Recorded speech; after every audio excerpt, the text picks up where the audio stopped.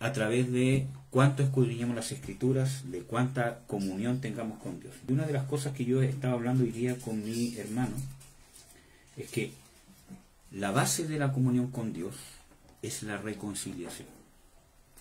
Obviamente uno puede decir, hermano, pero si la base de la comunión es el amor. Claro que sí. Pero el amor se basa en la reconciliación, porque si Dios no hubiese hecho nada para reconciliarnos con Él mismo, ¿cierto? Por mucho amor que uno podría sentir humanamente hacia Dios, no podría existir una comunión. Por lo tanto, la base de una comunión, de una relación, ¿cierto?, es la reconciliación, la disposición a la reconciliación. Y la reconciliación primero parte por el corazón. Y eso no solamente en nuestra relación con Dios, ¿cierto?, para no espiritualizar esto, sino en cualquier tipo de relación que uno tenga, con cualquier persona. La base, ¿cierto?, para que esa relación se mantenga, para que esa relación sea fructífera, es la reconciliación, la disposición a la reconciliación. Por eso que hablo de que la reconciliación es algo que se vive en el corazón. Entonces,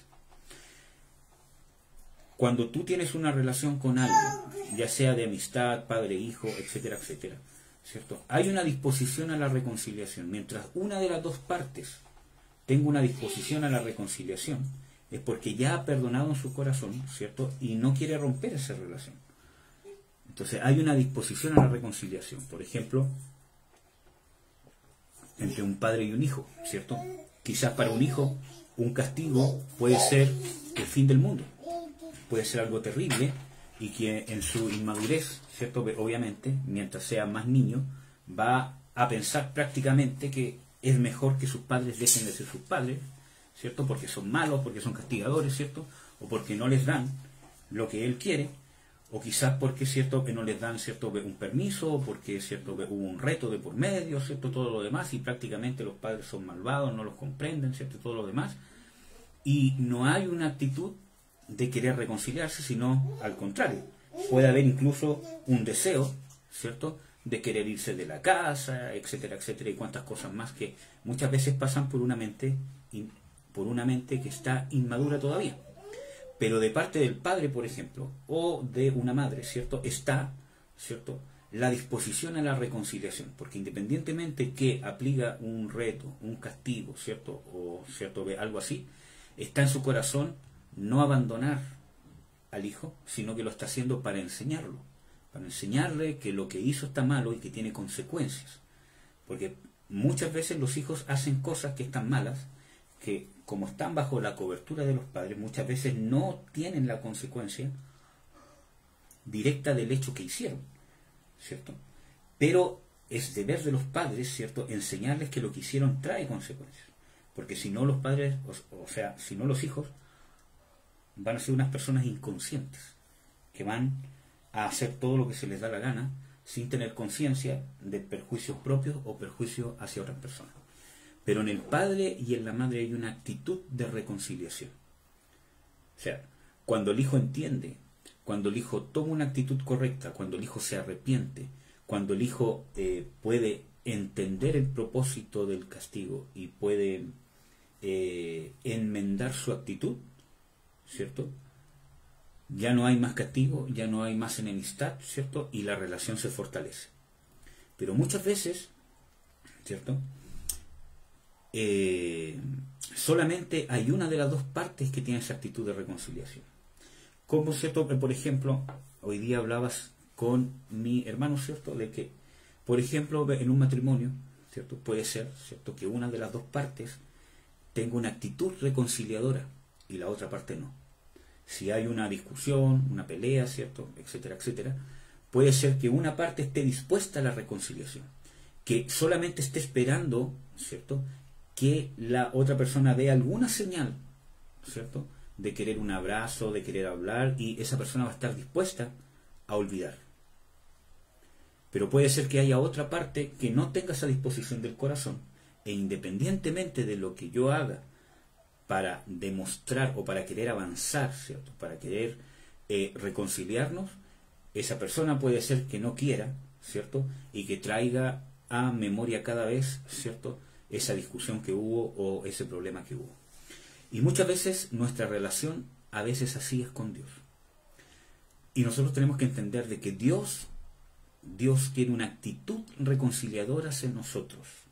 ¿Por qué? Porque ya nos reconcilió en Cristo. Fuimos reconciliados por medio de la sangre de Jesucristo. En Romanos 5:1 dice: justificados pues por la fe tenemos paz para con Dios por medio de nuestro Señor Jesucristo. Entonces, la paz o la reconciliación, ¿cierto?, que obtenemos con Dios ya fue hecha en Cristo Jesús. Viene a través de la justificación. Entonces, Dios tiene la actitud reconciliadora. Pero muchas veces nosotros no nos reconciliamos con Dios porque nosotros no damos el paso de reconciliación. Los brazos de Dios están abiertos para poder reconciliarse. Y eso es bíblico. Está en las Escrituras en pasajes como por ejemplo que dice, ¿cierto?, de que Dios es fiel y justo. O sea, que si confesamos nuestros pecados, Dios es fiel y justo para perdonar nuestros pecados y limpiarnos de toda maldad. Eso nos está hablando de que hay una actitud, una disposición de perdón, una disposición de reconciliación en Dios. Entonces, cuando vivimos no reconciliados con Dios es por causa de que nosotros no queremos dar el paso correcto. Es como el ejemplo del padre y el hijo, ¿cierto? El hijo que es castigado, ¿cierto?, ¿cómo va a poder restablecer su relación con su padre como era antes?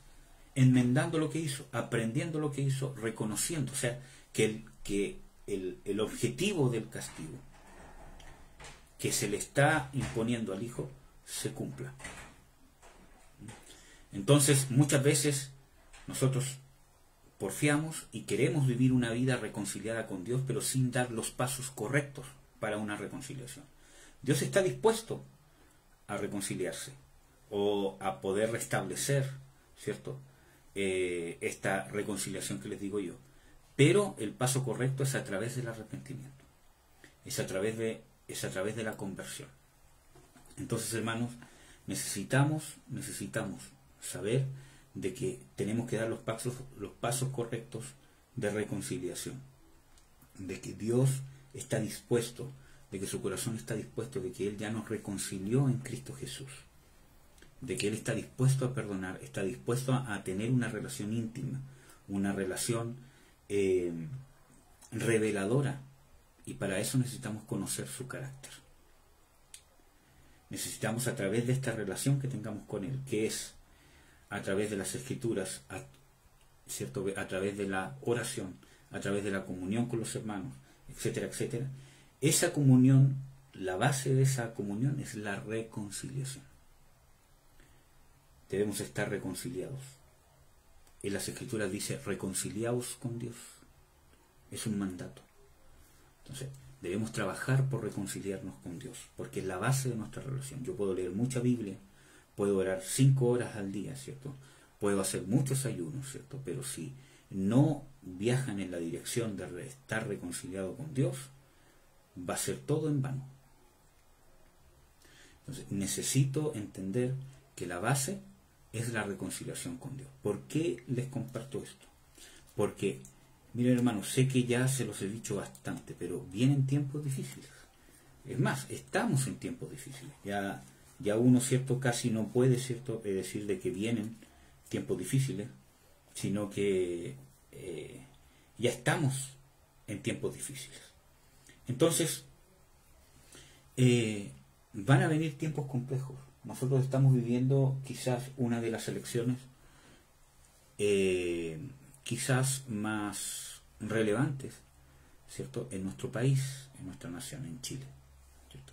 Estamos viviendo una de las elecciones presidenciales muy relevante porque hay muchas obras satánicas que se están moviendo detrás de todo lo que está pasando en nuestra nación hace muchas décadas atrás, y que ahora están dando fruto cada vez más potente para poder influenciar sobre esta nación y, peor aún, sobre el pueblo cristiano.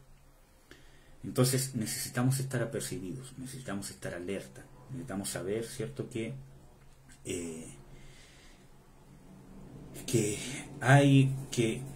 nada es casualidad, ¿cierto?, y necesitamos obrar de una manera madura como cristianos, ¿cierto?, como hijos de Dios, necesitamos obrar de una manera madura ante las circunstancias que nos toca vivir en nuestra nación. ¿Por qué hablo esto, hermano? Porque el enemigo ha venido hiriendo nuestra nación, ¿cierto? Ha venido moldeando nuestra nación, y no solamente esta nación, sino el mundo entero, ¿cierto? Cuando vimos ayer el espíritu del mundo, ¿cierto? Y vimos el viernes anterior el espíritu del mundo, hablamos de que en las escrituras este espíritu del mundo sale nombrado, ¿cierto?, en abierta oposición al Espíritu Santo. Dice que no nos ha dado Dios el espíritu del mundo, sino el espíritu que viene de Dios, para que conozcamos lo que es de Dios. Entonces, ¿por qué nombra estas dos cosas juntas? Porque realmente el espíritu del mundo, ¿cómo se infiltra en las iglesias? Tratando de suplir, tratando de tomar el lugar de el Espíritu Santo en el tema de la revelación de lo que viene de Dios. Entonces, el espíritu del mundo no solamente ha contaminado el mundo, como dice de que el maligno es el que gobierna el mundo, el príncipe de la potestad del aire, el Dios de este siglo, etcétera, etcétera, sino que también ha infiltrado la iglesia. ¿Y cómo infiltra las iglesias? ¿Cuál es la principal forma de infiltrar las iglesias? A través del corazón de las personas, a través del entendimiento. Si se infiltra en hijos de Dios, donde tiene su entendimiento contaminado, va a contaminar la iglesia. Entonces, nosotros debemos entender de que se está moviendo, ¿cierto?, en el mundo entero el principado, el príncipe de la potestad del aire, el espíritu del mundo. Y muchas veces cuando se hablan de estos temas dicen, pero hermano, usted es un religioso, todo es demonios y todo lo demás. No, no todo es demonios, pero en este caso sí, son demonios. Y, ¿cierto?, no son cualquier demonio, porque incluso en 1 de Juan 4, del 1 en adelante, incluso habla de que el espíritu que se mueve en el mundo, los espíritus que se mueven en el mundo son el espíritu del anticristo, o el espíritu de la mentira, o el espíritu de error. Entonces no es algo como para pasar de largo, como para no tomar en cuenta. Es más, ahí mismo dice de que vosotros, o sea, dice de que mayor es el que está en vosotros que el que está en el mundo. O sea, habla de una confrontación, directa, ¿cierto? De que podamos confrontar a este espíritu que está en el mundo, a este espíritu del anticristo, a este espíritu de horror, a este principado de la potestad del aire. ¿Por qué? Porque mayor es el que está en nosotros. O sea, hay una oposición abierta, ¿cierto? Y encarnecida entre el que está en nosotros, que es Jesucristo, y el que está en el mundo. Entonces, necesitamos entender que estamos en una guerra espiritual. ¿Ya? Y la guerra espiritual no es lanzar flechas espirituales para un lado, lanzar relámpagos para el otro, ¿cierto? Y que yo tomo el arco y empiezo a tirar al aire. No. La guerra espiritual se vive y se lucha con las armas espirituales. Y la mayor arma espiritual que Jesucristo usó para vencer a Satanás fue la obediencia, el amor hacia Dios, la negación. O sea, si nosotros resumimos todas esas cosas que yo les dije recién, lo podemos resumir en una sola palabra: la cruz. El arma más poderosa que Jesucristo usó para vencer a Satanás y a todos los demonios fue la cruz. Y no estoy hablando del palo físico, sino todo lo que conlleva haber ido a la cruz. Amor incondicional al Padre, fe incondicional a Dios para hacer su voluntad, obediencia incondicional por amor y voluntaria hacia Dios, negación, despojarse de uno mismo por hacer la voluntad de Dios, dejarlo todo, que todo mi ser se centre en hacer la voluntad de Dios. Es el arma más poderosa con la cual Jesucristo venció. Y eso está en muchos pasajes bíblicos, pero principalmente está más claro en Colosenses 2, versículo 15. Dice de que despojando a los principados y a los potestades los exhibió públicamente, triunfando sobre ellos, ¿dónde? En la cruz. Incluso hay versiones que dicen triunfando sobre ellos en sí mismo. ¿Por qué? Porque todo lo que hizo la negación es el arma más poderosa. ¿Cuánto más nosotros tenemos que usar las armas que usó Jesucristo? Hay más armas espirituales. La adoración es bíblica. Hay versículos bíblicos que hablan de eso, ¿cierto? Los ángeles también es bíblico, tienen participación en la guerra espiritual. Pero el arma más poderosa que nosotros deberíamos poner como fundamento en nuestras vidas y saber que cada vez que tú haces la voluntad de Dios, te niegas, ¿cierto?, en honrar a tu padre y a tu madre, en obedecer un mandamiento, en cambiar tu vida, en cambiar tus prioridades, en luchar contra los instintos sexuales, en luchar contra nuestra rebelión, ¿cierto?, en luchar contra la amargura y hacer lo que Dios desea en su corazón y no lo que desea muchas veces nuestra carne hacer. Nosotros estamos ganando guerras y batallas espirituales, no solamente entre uno mismo, sino también estamos ganando guerras y batallas espirituales en los cielos. Y eso está en Apocalipsis 12, donde dice: hubo una gran batalla en el cielo, ¿cierto? Miguel y sus ángeles luchaban contra el dragón y contra sus ángeles, ¿cierto? Mas no prevalecieron, ni se halló ya lugar para ellos en el cielo, etcétera, etcétera.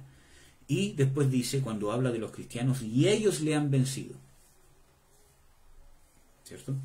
Porque no han amado sus vidas hasta la muerte, por causa del testimonio y por la sangre de Jesucristo. Creo que no es ese el orden correcto, pero son esas tres cosas. Entonces, vemos de que, ¿cómo nosotros podemos vencer a Satanás? Por medio de la sangre de Jesucristo. Podemos orar y decir: te lanzo la sangre de Cristo, demonio, para que salgas del trono de la presidencia, para que salgas del Senado.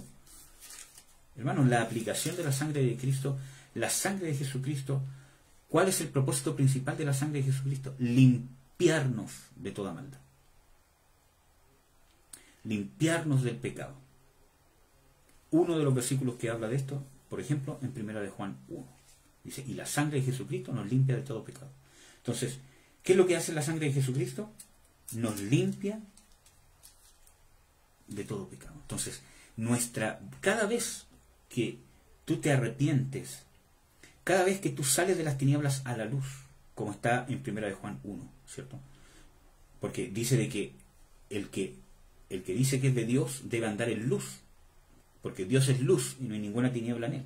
Entonces, cada vez que yo me arrepiento, cada vez que yo cambio mi actitud, cada vez que yo analizo mi vida, examino mis caminos, ¿cierto?, en mi relación con mis padres, en mi relación en mi trabajo, en mi relación con mis hijos, en mi relación con mis hermanos cristianos, y empiezo a convertirme, me arrepiento, recurro a la sangre de Jesucristo para recibir un perdón, para poder reordenar mi vida, y si vuelvo a caer, me vuelvo a levantar. Cada vez que hago eso, estoy venciendo a Satanás y estoy contribuyendo a esta guerra que está descrita en Apocalipsis 12. Porque la sangre de Jesucristo limpia de todo pecado. Cuando yo perdono a alguien, cuando el Señor Jesucristo le encomendó a la iglesia, ¿cierto?, y dijo: lo que a los que le retuvieseis los pecados les serán retenidos, y a los que no le retuvieseis los pecados no les serán retenidos, ¿cierto? Está hablando de dos cosas, pero yo voy a enfocarme en una, que creo que quizás es una de las más importantes. Que cada vez que yo no perdono a alguien, sus pecados están siendo retenidos. Del hecho que yo sea iglesia. Porque esa autoridad Dios se la dio a la iglesia, no al mundo. Si yo, siendo cristiano, parte de la iglesia, yo no perdono a alguien, estoy yo pecando. Porque estoy reteniendo sus pecados. Por eso que yo les he hablado de que el sacrificio de Jesucristo debería ser, para el cristiano, para el creyente, más que suficiente para saciar, ¿cierto?, la justicia que se me debe por medio de alguien que pecó contra mí. Debería ser, para el cristiano, más que suficiente para suplir lo que esa persona me debe, por la herida que me hizo, por el abuso que me hizo, por el daño que me hizo, por el perjuicio que me hizo. Debería ser la obra de Jesucristo, ser más que suficiente para pagar con creces la deuda que me adeuda mi hermano, o quien quiera que sea, aunque no sea cristiano. Pero cuando no tenemos una relación íntima, ¿cierto?, con el sacrificio de Jesús, muchas veces no logramos perdonar, porque no entendemos que ese sacrificio nos ha dado más de lo que la otra persona nos adeuda.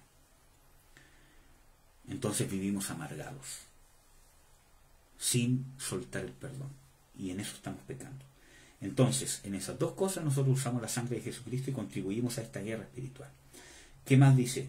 Por la palabra de su testimonio. El testimonio, esta palabra, ¿cierto?, de testimonio, es una palabra que tiene su raíz, que significa mártir. Una persona que padece por causa de. Entonces, ese testimonio es un testimonio vivido, donde yo, las palabras que digo, lo que demuestro con mis palabras, con mis hechos, ¿cierto?, realmente lleva mis convicciones hasta el punto de, si es necesario, padecer por ellas, pero no cambiarlas, independientemente de que me traiga perjuicio. Tercero, no han amado sus vidas hasta la muerte. Cada vez que tú te niegas a ti mismo. Porque, hermanos, cuando yo amo más mi beneficio personal que hacer la voluntad de Dios, no estoy amando mi vida, ¿cierto? O sea, estoy amando mi vida, ¿cierto?, más que padecer por Cristo. Entonces, ¿cómo yo voy a creer que voy a estar preparado para dar la vida por Jesús si no soy capaz de negarme para hacer la voluntad de Dios? Si no soy capaz de tener un corazón abierto a admitir que quizás yo estoy equivocado, que necesito ser transformado, que necesito cambiar mi carácter, que necesito cambiar mi forma de ser, que necesito reestructurarme y restablecer por medio de las escrituras, de la enseñanza, que necesito ser enseñado qué significa ser un hombre, cómo, ¿cierto?, debo plantearme, cómo debo enfrentar los problemas, cómo debo enfrentar la vida, cómo debo relacionarme con mis padres, cómo debo enfrentar el matrimonio, cómo debo enfrentar la sexualidad, ¿cierto? Si no estoy dispuesto a eso, ¿cierto?, ¿cómo voy a creer que voy a estar dispuesto a dar la vida por Jesús? Una persona que no tiene una práctica de negación por causa de hacer la voluntad de Dios, no va a estar capacitado para dar la vida por Jesucristo. Lo va a negar. Pedro creía que él estaba muy capacitado para dar la vida por Jesucristo. Lo declaró. No, Señor, yo mi vida daré por ti. Y yo creo bíblicamente que realmente eran palabras sinceras de Pedro, que no era un invento. Eran muy sinceras esas palabras. Realmente él sentía en ese momento que estaba dispuesto a dar la vida por Jesús. Y realmente él quería hacerlo. Pero era algo emocional, era algo superficial. Porque si vemos en las Escrituras, era un hombre que no sabía negarse a sí mismo. Entonces cuando llegó el momento lo negó. Y lloró amargamente. Entonces fue necesario ser humillado para poder ser exaltado. Como dice en el Salmo 119, bueno me es haber sido humillado para aprender a guardar tu palabra. Como dice en Proverbios también, de que antes de la exaltación viene el quebranto. Y al revés, ¿cierto? Que dice que antes de el quebranto o de la humillación viene la altivez de espíritu. Entonces, vemos de que así nosotros podemos llevar a cabo esta guerra. Entonces, hermanos, hablemos un poco de las cosas que están pasando en el mundo. Esto es muy profundo, pero lo vamos a ver de una manera muy rápida y muy sencilla. Ya les he hablado de esto, pero, por ejemplo, en el mundo, ustedes saben que gobierna Satanás, el espíritu del anticristo, el príncipe de la potestad del aire, el dios de este siglo, como ustedes lo quieran llamar. Pero gobierna Satanás con sus demonios. ¿Cómo gobierna?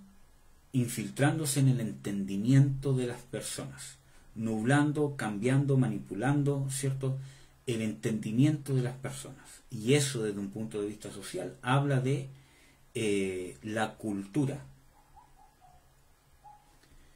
el pensamiento social, la moral social, la ley social, porque hay una ley que está escrita quizás en un país que establece leyes, pero hay leyes que no se escriben en ninguna parte, que son leyes o son estatutos morales que son sociales, que pueden ser vistos como principios, valores, etcétera, etcétera, que no necesariamente están escritos en una ley, sino que son sociales, nacen de una cultura, nacen de una sociedad, ¿cierto?, que va estableciendo según su desarrollo, ¿cierto?, qué es lo que está correcto y qué es lo que está malo. Y eso tiene muchas influencias. Influencia religiosa, influencia cultural, influencia política, influencia, ¿cierto?, de los líderes, influencia de la historia de esa ¿cómo se llama?, comunidad, etcétera, etcétera. Va a llevar a que esa comunidad, ¿cierto?, vea ciertas cosas como aceptables y ciertas cosas como repudiables. Entonces, ¿qué es lo que ha hecho Satanás? Y no ahora, sino desde siempre, ¿cierto? ¿Qué es lo que ha hecho Satanás con todos estos demonios, con el espíritu del anticristo? Trabajar en esa área. ¿Cómo ha logrado Satanás, ¿cierto?, a través de naciones enteras, poder matar a cristianos, perseguir a cristianos, encarcelar a cristianos, hacer callar a cristianos, aislar a los cristianos o al pueblo de Israel muchas veces? Sin ir más lejos, por ejemplo, ¿cómo hizo Hitler para poder matar a los judíos con la aprobación social de su nación? Obviamente que yo no digo que todos los alemanes de esa época hayan realmente estado en un común acuerdo para los crímenes que hacía Hitler. Es probable que muchos no hayan estado en acuerdo. Es probable que algunos otros no se hayan enterado de la realidad que pasaba detrás, pero la mayoría sí. Y como sociedad lo aprobaron, ¿cierto? O por lo menos no hicieron nada. Quizás por temor, ¿cierto? Quizás qué cosa. Pero, ¿cómo lo hizo? ¿Cómo logró esa aprobación social? ¿Cómo trabajó Satanás detrás de esas cosas? A través de una manipulación, a través de un líder, o muchos líderes, o de un cierto organismo, que hizo, empezó a separar, ¿cierto?, y a poner dos polos, los buenos y los malos. Nosotros somos los buenos, los que están allá son los malos. Y vamos a empezar a caricaturizar a estos como los malos. Por lo tanto, todo lo que ellos hagan, todo lo que ellos digan, es malo por el hecho de que ellos son malos. Entonces, cuando estos demonios empiezan a manipular el entendimiento de las personas, para ver a este grupo de personas que todo lo que sale de ellos, lo que ha salido, lo que hacen y lo que harán, va a ser malo.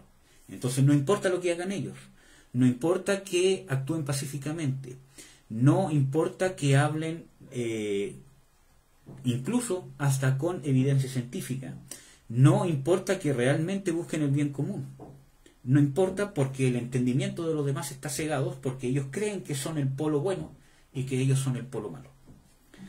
Entonces, al revés también, este lado que son los buenos, ¿cierto?, Satanás empieza a manipular, ¿cierto?, y hace creer de que todo lo que salga de parte de ellos es bueno, es justificable. Por eso que incluso que este grupo de los buenos sea violento con los malos, es tolerable, porque va en desmedro de los que son los malos. La persecución, la violencia, el ataque que puedan hacer, independientemente que ocupen herramientas, ¿cierto?, que en cualquier otra circunstancia sean castigadas, ¿cierto?, pero como va en desmedro de este grupo que son los malos, entonces es tolerable y justificable. Y así, por ejemplo, porque este es un ejemplo, Hitler pudo asesinar, aprovecharse y hacer un genocidio, ¿cierto?, con los judíos. Y que en teoría fue amparado o aceptado hasta cierto punto por la sociedad en ese momento de los alemanes. Y no solamente fue contra los judíos, fue contra muchas naciones más, ¿ya? Entonces, eso es lo que ha venido haciendo Satanás en el mundo entero. Eso es lo que está haciendo en esta nación. Entonces, y desgraciadamente, hermanos, se lo voy a decir con todas sus letras, ¿cierto? Eso ha venido trabajando a través de los medios de comunicación, a través de la ONU y a través del movimiento socialista y a través del movimiento comunista. Eso ha venido trabajando la sociedad, que todo lo que se opone al movimiento socialista, al movimiento comunista, a lo que... ¿Por qué? Porque todo lo que se opone a lo que ellos determinan como justicia social, ¿cierto? Porque es un discurso muy bonito, que todos tienen que tener el mismo nivel, etcétera, etcétera. Es un discurso muy bonito y hasta cierto punto claro, ¿cierto? Es muchas cosas, si es que fuesen posibles, sería genial, sería lo ideal, ¿cierto? Pero todo lo que se opone a esa justicia social es malo y es justificable atacarlo, es justificarlo perseguirlo, es justificarlo usar violencia, ¿cierto? Si es necesario, porque cuando se usa esa violencia es justificado. Por ejemplo, hermano, lo que ha pasado en Chile, sin ir más lejos en Chile. Los encapuchados y toda la ola de, ¿cómo se llama?, de violencia, todo lo demás. Por el hecho de que lo que se está haciendo va supuestamente en una lucha, ¿cierto?, a favor de lo que nosotros creemos que es justicia social, que es bueno, y va en una lucha en contra de los malos, ¿cierto?, que es el gobierno, los que están arriba, los que tienen plata, etcétera, etcétera. Como es así, todo lo que podemos atacarlos, insultarlos, violentarlos, romper negocios, romper viviendas, no dejar que las personas vivan en paz, ¿cierto?, y tantas otras cosas más, es justificable, ¿cierto?, porque se está luchando en pos de lo que es bueno y en desmedro de lo que supuestamente es malo. Entonces, cuando una persona llega a tener un pensamiento diferente, ¿cierto?, y llega a haber una conversación, todos los insultos que pueda tener esa persona, ¿cierto?, ya sea de este cierto movimiento, de este cierto movimiento radical, de lo que es una justicia social y todo lo demás, todos los insultos que pueda llevar en contra del lado opuesto, está bien y es justificable. Pero esa otra persona me puede hablar con razonamientos, con claras convicciones, ¿cierto?, todo lo demás, sin insultarme, muy calmadamente, pero lo voy a encontrar todo malo. Y es cosa de lo que estamos viendo, y necesitamos entender y discernir de que todas esas cosas son manipulaciones demoníacas. Y necesitamos entender que esto va más allá de algo político, va más allá de una elección presidencial, va mucho más allá, porque trasciende, ¿cierto?, a eso, a una persecución en contra de los principios de Dios, un desmedro, una persecución, una invalidación, un acorralamiento del pueblo de Dios para que no pueda intervenir y no tenga influencia sobre la sociedad. Ese es el objetivo principal. Y lo vamos a ir viendo, hermanos. Por eso que necesitamos nosotros realmente vivir la guerra que realmente importa. Necesitamos volcar nuestras vidas en una verdadera misión, por decirlo así, principal, de hacer la voluntad de Dios en cada aspecto de nuestra vida. Para eso necesitamos ser liberados, necesitamos ser transformados, necesitamos ser enseñados, necesitamos ser humildes, necesitamos ser humillados, necesitamos reconocer muchas cosas, necesitamos reconciliarnos con Dios, reconciliarnos con nuestros hermanos y muchas veces reconciliarnos con nosotros mismos. Entonces, necesitamos vivir la lucha verdadera. Entonces, todo lo que se está moviendo, el movimiento LGTBI, toda la I que tiene, o toda la H que puedan tener entre medio, ¿cierto? Ese movimiento, el movimiento socialista y comunista, todo lo que se está moviendo por medio de la ONU, ¿cierto?, de poder prácticamente, ¿cierto?, quitarle la soberanía a los países y la identidad a los países y establecer una identidad multinacional, ¿cierto? Y todas las cosas que está imponiendo a muchos países en el área de la educación, en el área de la salud, en el área de las comunicaciones, en temas de inmigración, todas esas cosas, ¿cierto?, detrás tienen un mover demoníaco. Y es probable que ustedes piensen, el hermano ya cayó en ser religioso, ¿cierto?, todo lo demás, ya se está... Pero hermanos, es así. Hemos estudiado mucho el tema del mundo. Y cuando la Biblia dice de que el príncipe de la potestad del aire gobierna este mundo, que este mundo está puesto bajo maldad, es porque está puesto bajo maldad. Y esto se aplica a una realidad práctica. La Biblia no es una metáfora, no es un cuento de hadas, no es algo que está lejos allá en el cielo. Esto se vive en la práctica y es una realidad. La Biblia nos revela la verdadera realidad. Entonces, detrás de todas esas cosas, detrás de todas esas políticas, ¿cierto?, que se están llevando a orden mundial, hay un mover demoníaco y una manipulación, ¿cierto? Entonces, y una de esas cosas principalmente es las comunicaciones, la educación, ¿cierto?, la política, la religión y principalmente la familia. Atacar todas esas áreas, gobernar por parte de Satanás todas esas áreas. Entonces, y más, hay más áreas, ¿cierto?, pero destruir la familia.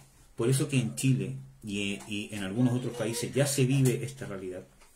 Se está intentando quitar el derecho preferencial de los padres en educar a sus hijos, porque ese es el golpe letal para dominar a la sociedad. Se está trabajando, ¿cierto?, en la aprobación de la ley, ¿cierto?, en su totalidad, de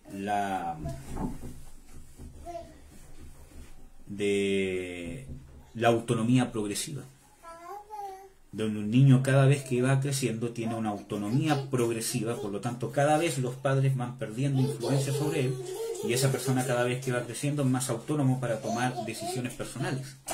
De ahí nace, ¿cierto?, y una de las persecuciones de eso es que los niños, ¿cierto?, a los 10, 11, 12, 13, 14 años, a la edad que sea, puedan ellos decidir cambiarse de sexo, ir a protestar, puedan decidir ver pornografía, puedan decidir hacer cualquier cosa sin necesitar el permiso de los padres. Y es más, si los padres se opusieran, estarían faltando a la ley porque están dañando su autonomía progresiva. Entonces, eso es demoníaco. Y se lo digo con todas sus letras. Eso es demoníaco y es satánico. Eso no es humano, eso es satánico. Porque ataca los principios fundamentales de Dios, que es la familia. Entonces, todas esas cosas, nosotros tenemos que estar atentos y alerta. Por eso que estas, ¿cierto?, elecciones presidenciales son importantes, claro que sí. Pero lo que se mueve detrás es más importante. Yo realmente doy gracias a Dios que por lo menos el Parlamento está más, ¿cómo podríamos decirlo?, equilibrado con estas últimas elecciones. Y creo que eso es fruto de la oración que ha hecho la Iglesia y la intervención que ha tenido la Iglesia. Porque la Iglesia se ha tenido que meter en política. Y gracias a esa intercesión e intervención, ¿cierto?, es que finalmente, ¿cierto?, se ha podido lograr por lo menos un equilibrio.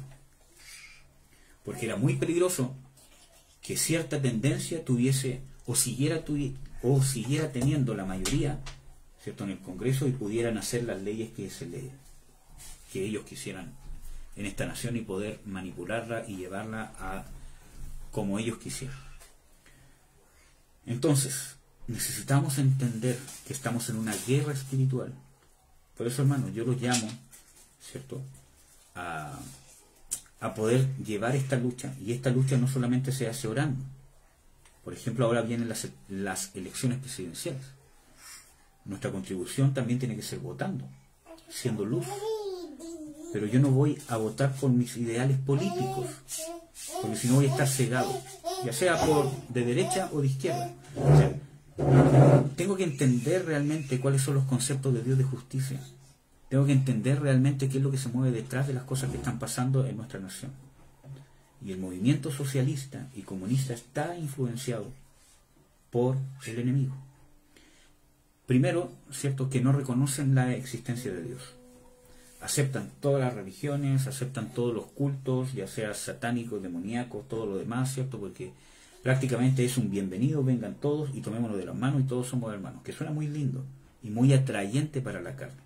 Vengan los que son gay, los que son aquí, los que son de cualquier tendencia, los que son budistas, los que son cristianos también son bienvenidos, los católicos son, todos los que quieran son bienvenidos, nos tomamos de la mano, somos todos juntos como hermanos porque queremos una justicia social. Y el centro no es la justicia social, el centro es la justicia de Dios. Entonces, cuando nosotros vivimos a ese nivel, es porque nuestras prioridades, siendo cristianos, están cambiadas. Le estamos dando más importancia a algo que puede ser importante. Dios está preocupado de que en la sociedad se viva con justicia. Claro que sí, pero no la justicia social, la justicia divina, que quizás puede coincidir con muchas temáticas de la justicia llamada justicia social. Puede que tenga muchas coincidencias, pero no porque Dios se amolde a la justicia social, sino simplemente por meras coincidencias.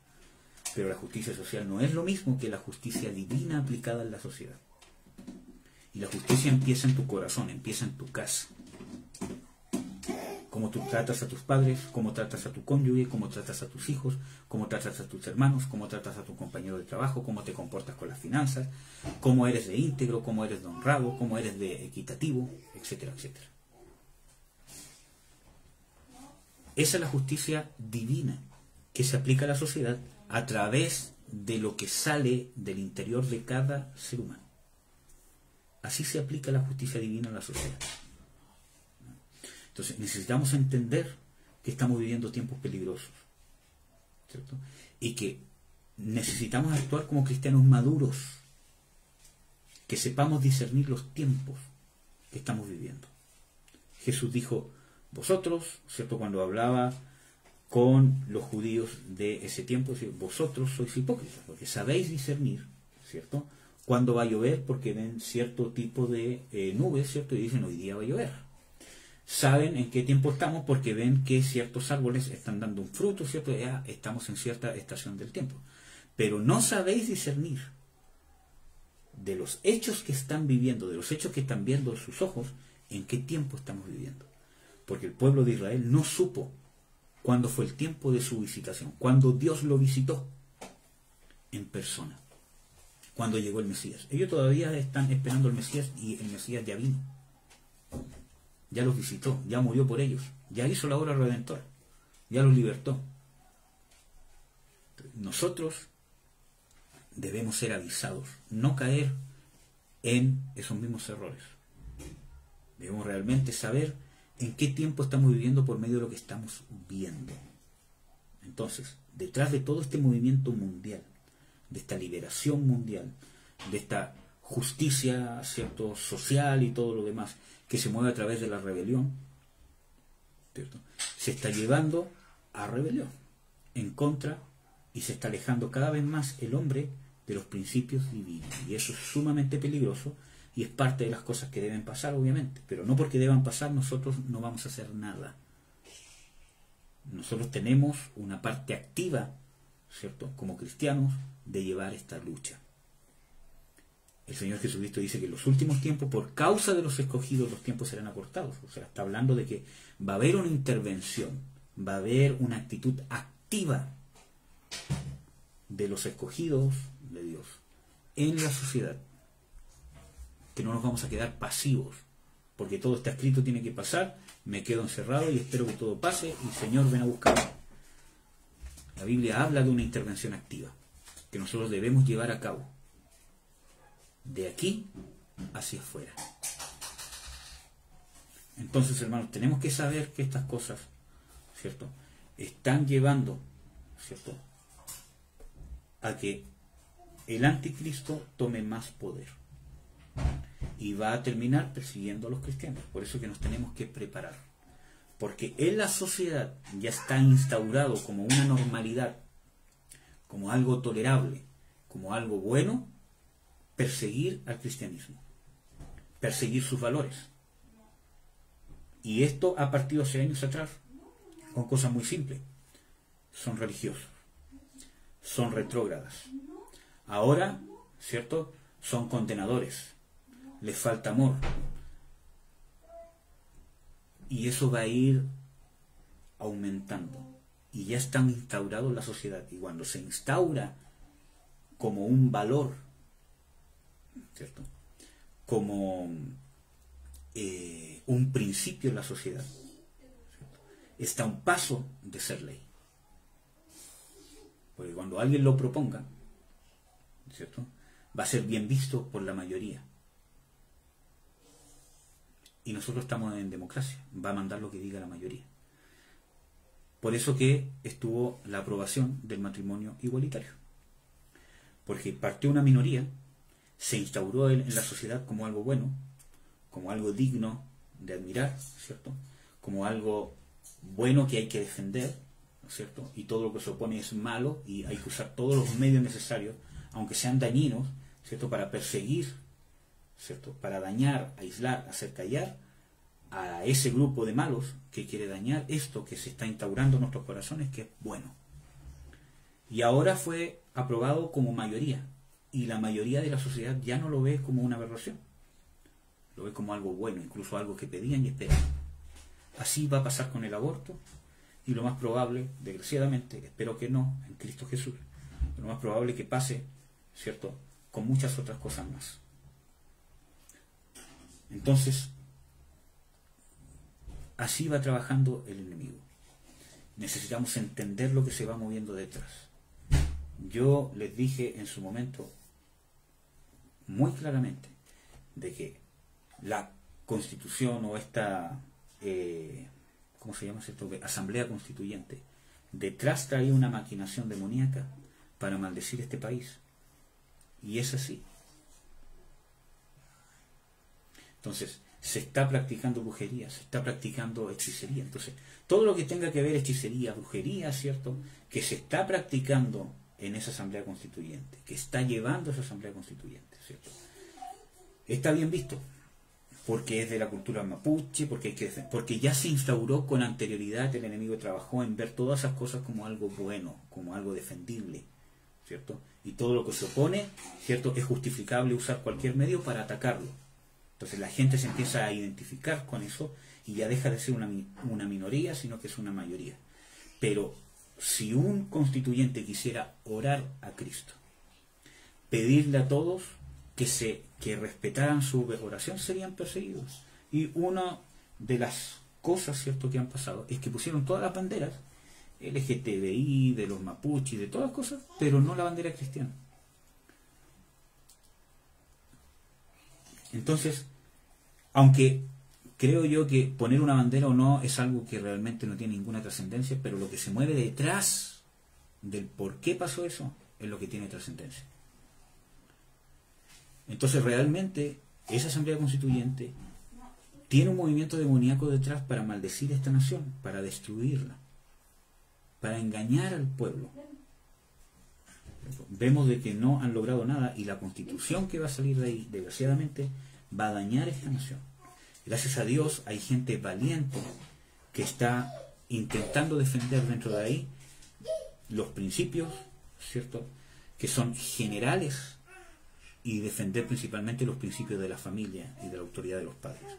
Espero en Dios que puedan lograr defender en esta redacción de la Constitución y que quede estampado, ¿cierto?, ciertas garantías constitucionales que les den a la familia como familia. Si quieren admitir como familia a 2 hombres, a 2 mujeres, allá ellos. Eso yo creo que va a llegar un momento que va a ser inevitable. Pero que la familia constituida en el orden de Dios no sea perseguida, no sea dañada, no sea estorbada. Especialmente en la educación y en la formación de sus hijos. Entonces, yo lo dije con todas sus letras, y vemos que es así, y hermanos, va a ser así. Y lo que se está moviendo detrás de estas elecciones presidenciales es así. Nosotros necesitamos saber que detrás del movimiento socialista y comunista, ¿cierto?, se mueven principados y potestades demoníacas que no tienen nada que ver con Dios. Entonces, aquí no se trata de que yo le esté haciendo una prédica, ¿cierto?, o que le esté hablando desde el punto de vista de ¿cómo se llama?, la derecha y todo lo demás. Yo no soy ¿cómo se llama?, derechista. Dios no es derechista, ¿ya? Desgraciadamente hay 2 bandos frente a nuestros ojos ante esta elección presidencial, pero al punto que voy es no votar por ideales políticos, porque lo peor que pasa es que ese ideal político que yo le he dado una importancia a esa justicia social, a todo lo que yo le he dado importancia exacerbada en mi vida, y que tengo en segundo lugar todos los principios divinos, porque para Dios oro, voy al culto, voy a los estudios, hago esto, todo lo demás le creo a Dios, pero que no se meta Dios con mis ideales políticos, con mi pensamiento de justicia social, que Dios no me lo cambie porque el mío es el correcto, porque yo sufrí esto, porque mis padres sufrieron esto porque cierto, mis padres, ¿cómo se llama?, sufrieron esto en, ¿cómo se llama?, en la dictadura, porque aquí y allá y todo lo demás, entonces no me los toquen porque eso ya es... Hermanos, Dios nos quiere transformar. Para poder transformarnos necesitamos ser sanados, para que miremos las cosas que hemos vivido desde una altura espiritual y una altura eterna. Por eso que Dios nos quiere sanar. Nosotros necesitamos ser sanados por Dios. Porque si no vamos a mirar las cosas desde un punto de vista terrenal. ¿Ya? Entonces, tenemos la opción, ¿cierto?, de no hacer nada a través de nuestros ideales políticos. ¿Podemos tener ideales políticos, tendencias políticas? Claro que sí, somos personas diferentes. Pero ¿cuál es el problema? Que muchas veces cuando eso yo lo pongo en primer lugar que a Dios, y no veo todas estas cosas que se mueven detrás, entonces voy a actuar por mi ideal político antes que el divino, porque yo lo estoy poniendo en primer lugar. Para mí es más importante mi ideal político. Por lo tanto, no importa la persona que está al frente, mientras esté a favor de mi ideal político, no, yo voy a votar por él y no voy a votar por el otro porque el otro está en contra de mi ideal político. Es el ideal político contrario. Por lo tanto, el que pongan en contra, aunque sea muy bueno, aunque dé muchos argumentos, aunque sea mejor que el de mi ideal político, no voy a votar por él, y sí por este, solamente porque es de mi ideal político. Y esas personas así son altamente manipulables. Nosotros debemos vivir en un nivel superior a eso. Y el único que nos puede llevar a ese nivel superior es Jesús. Amén, hermanos. Vamos a orar. Venga, hijo. Venga con papá. Venga. Venga, hijo. Sí, vamos a orar. Vamos a bendecir a los hermanos. ¿Ya? Padre, en el nombre de Jesús, te bendecimos. Yo bendigo a mis hermanos, Señor, en el nombre de Jesús de Nazaret, para que obres en nuestros corazones, para que nos des entendimiento, Señor, para que abra nuestro corazón y podamos entender, ¿cierto?, esto que hemos hablado, Señor, y no lo veamos desde el punto de vista ideológico ni político, sino que realmente abra nuestros corazones para entender lo que realmente se mueve detrás. Líbranos de todo temor a lo que va a pasar, a lo que puede pasar en estas elecciones, a lo que puede pasar con nuestra nación, a lo que puede pasar con nuestras familias, a lo que puede pasar con nuestras vidas, con nuestros trabajos, Señor, y que podamos vivir una vida centrada en hacer la voluntad de Dios y contribuir para que tu voluntad se cumpla, que nos alineemos con lo que tú has venido trabajando y podamos librar esta batalla en contra de las tinieblas usando tus armas, Señor. Nos negamos a todos nuestros ideales, a todas nuestras convicciones humanas, y queremos adoptar tus convicciones y tus ideales, Señor, que están en tu palabra. Ayúdanos a tener el carácter de Cristo, en el nombre de Jesús de Nazaret. Amén. Amén, hermano. Vamos a poner una alabanza más y de ahí vamos a hablar un poquito, ¿cierto? Vamos a poner una alabanza que a mí me gusta mucho, que es ¿por qué habré de temer? Justamente en estos tiempos, para que podamos saber de que no debemos temer, porque el Señor está con nosotros. Déjenme colocar la alabanza primero. Hijo, te amo.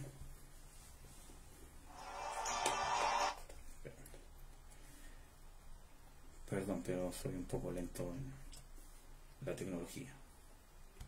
Ahí sí. Sí, mi bebé.